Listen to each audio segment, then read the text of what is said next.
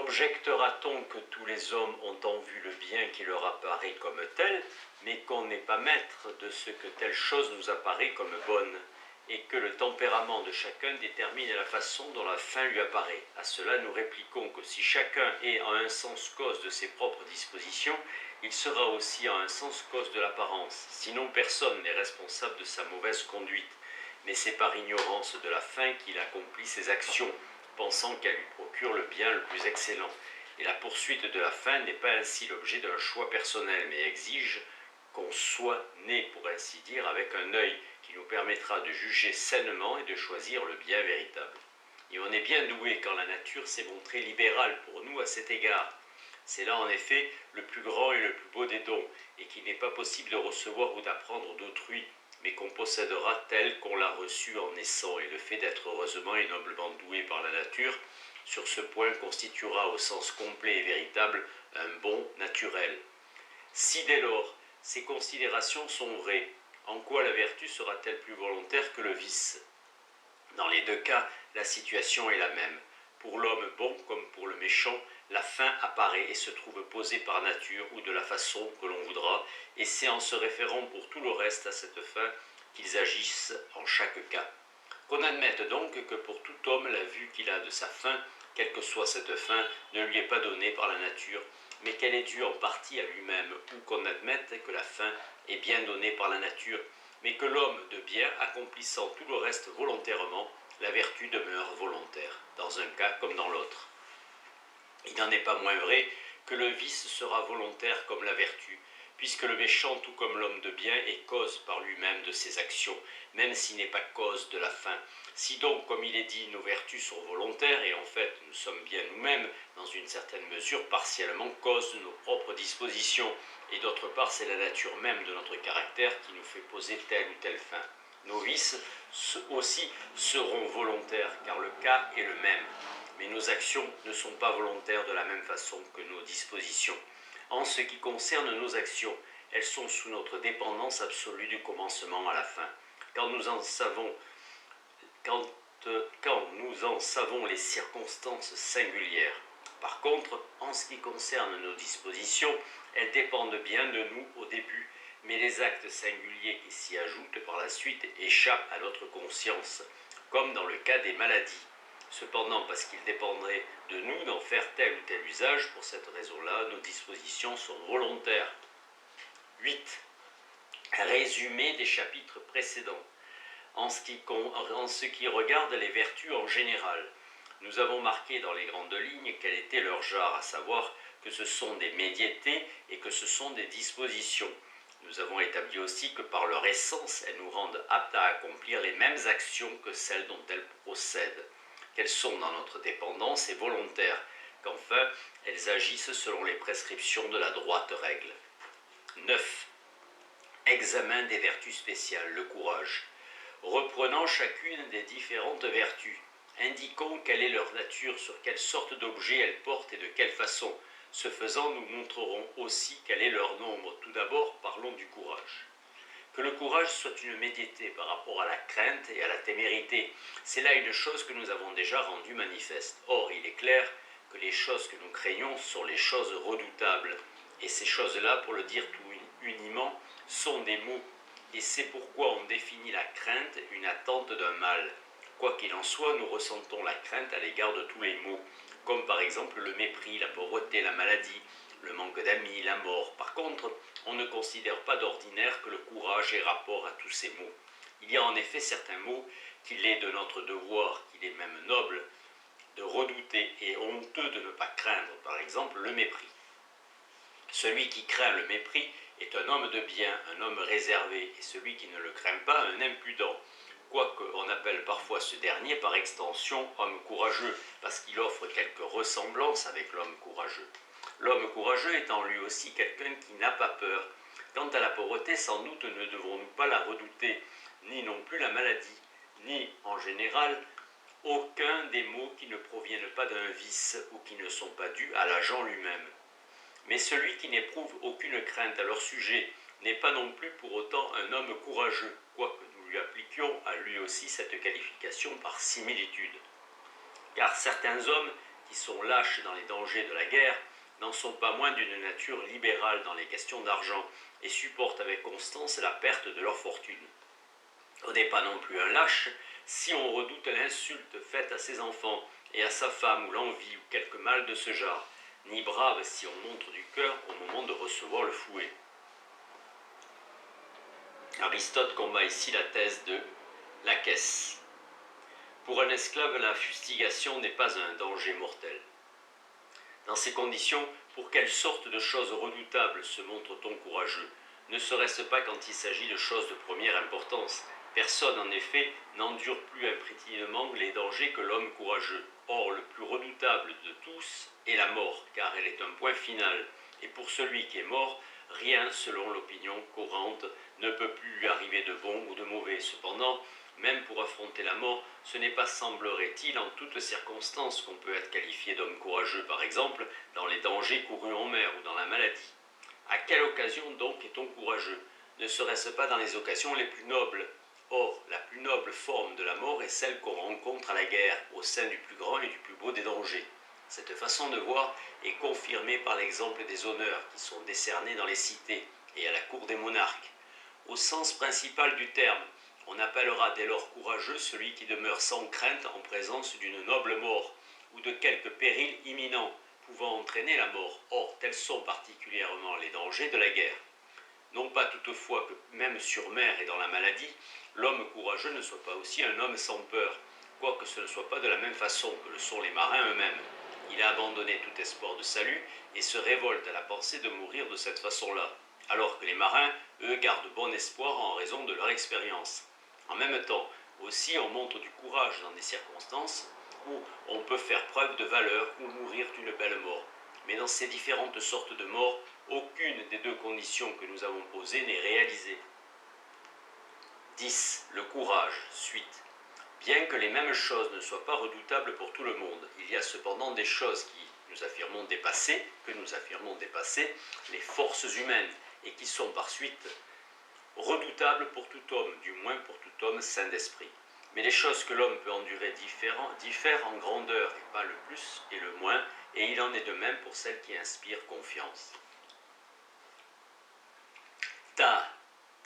Léa sont les choses rassurantes, qui inspirent confiance, et s'opposent à Fodera. Or, l'homme courageux est à l'épreuve de la crainte, autant comme peut l'être. Aussi, tout en éprouvant même de la crainte dans les choses qui ne sont pas au-delà des forces humaines, il leur fera face comme il convient et comme la raison le demande, en vue d'un noble but, car c'est là la fin à laquelle tend la vertu. D'autre part, il est possible de redouter ces choses-là, plus ou moins, et il est possible en outre de redouter des choses non redoutables, comme si elles étaient redoutables. Des erreurs qui se produisent à cet égard, l'une consiste à redouter ce qui ne doit pas l'être, l'autre à le redouter d'une façon qui ne convient pas, ou à un temps inopportun, et ainsi de suite. Et il en est de même pour les choses qui inspirent confiance. Celui donc qui attend de pied ferme et redoute les choses qu'il faut, pour une fin droite, de la façon qui convient et au moment opportun, ou qui se montre confiant sous les mêmes conditions, celui-là est un homme courageux. Car l'homme courageux pâtit et agit pour un objet qui en vaut la peine et de la façon qui exige la raison. Et la fin de toute activité, celle qui est conforme aux dispositions du caractère dont elle procède. Et c'est là une vérité pour l'homme courageux également. Son courage est une noble chose. Par suite, sa fin aussi est noble, puisqu'une chose se définit toujours par sa fin. Et par conséquent, c'est en vue d'une fin noble que l'homme courageux fait face au danger et accomplit les actions que lui dicte son courage. De tous ceux qui en ce domaine pêchent par excès, l'un pêche par manque de peur et n'a pas reçu de désignation. Nous avons dit plus haut que beaucoup de qualités n'ont pas de nom. Ce pourrait être une sorte de maniaque ou d'être insensible s'il n'avait peur de rien, ni d'un tremblement de terre, ni des vagues, comme on le raconte des Celtes. L'autre qui pêche par excès de confiance en soi dans les choses redoutables est un téméraire. Le téméraire est encore considéré comme un vantard et qui se donne des airs de courage. Ce que l'homme courageux est à l'égard des choses redoutables, le téméraire veut seulement le paraître. Et dans les situations où il lui est possible de se trouver, il imite le premier. C'est pourquoi aussi la plupart de ces sortes de gens sont des poltrons qui font les braves. Car dans ces situations, tout en faisant bonne contenance, ils ne tiennent pas ferme longtemps contre les choses qu'ils craignent. L'autre, enfin, qui pêche par excès de crainte, est un lâche. Il ressent à la fois ce qu'on ne doit pas ressentir et d'une façon qui ne convient pas. Et toutes les autres caractéristiques de cette sorte s'attachent à lui. La confiance aussi lui fait défaut. Mais c'est dans les situations alarmantes que sa peur exagérée éclate surtout aux yeux. Le lâche est dès lors une sorte d'homme sans espoir, car il s'effraie de tout. Pour l'homme courageux, c'est tout le contraire, et sa bravoure est la marque d'une disposition tournée vers l'espérance. Ainsi, le lâche, le téméraire et le courageux ont rapport aux mêmes objets. La différence qui les sépare porte uniquement sur la façon dont ils se comportent envers les 10 objets. Les deux premiers, en effet, pêchent par excès ou par défaut, et le troisième se tient dans un juste milieu comme il doit être. Les téméraires, en outre, sont emportés et appellent de leur vœu les dangers, mais au moment critique s'en détournent, tandis que les hommes courageux sont vifs dans l'action et calmes autant qu'il la précède. 11. Le courage, suite. Ainsi donc que nous l'avons dit, le courage est une médiété par rapport aux choses qui inspirent confiance et à celles qui inspirent de la crainte dans les circonstances que nous avons indiquées. Et il choisit ou endure ces choses parce qu'il est noble de le faire, ou parce qu'il est honteux de ne pas le faire. Or, mourir pour échapper à la pauvreté ou à des chagrins d'amour ou à quelque autre souffrance, c'est le fait non d'un homme courageux, mais bien plutôt d'un lâche. C'est en effet un manque d'énergie que de fuir les tâches pénibles, et on endure la mort non pas parce qu'il est noble d'agir ainsi, mais pour échapper à un mal. Telle est donc la nature du courage, mais ce terme s'emploie encore pour désigner 5 types différents. En premier lieu vient le courage civique.